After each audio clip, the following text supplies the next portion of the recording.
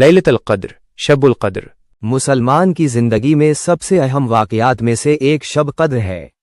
یہ سال کا سب سے مقدس رات سمجھا جاتا ہے اور یہ رمضان کے آخری 10 راتوں میں سے ایک رات ہے۔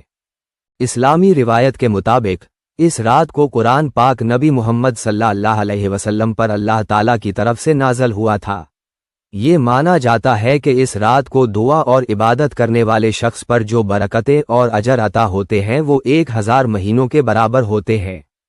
شب قدر کی صحیح رات معلوم نہیں ہے اور مسلمانوں کو اسے رمضان کے آخری 10 راتوں میں تلاش کرنے کی ترغیب دی جاتی ہے۔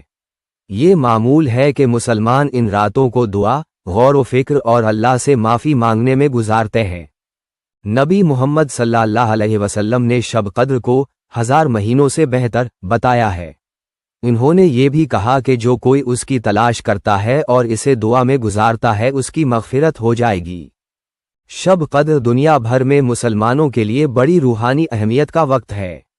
یہ دعا، غور و فکر اور اللہ سے قرب تلاش کرنے کی رات ہے۔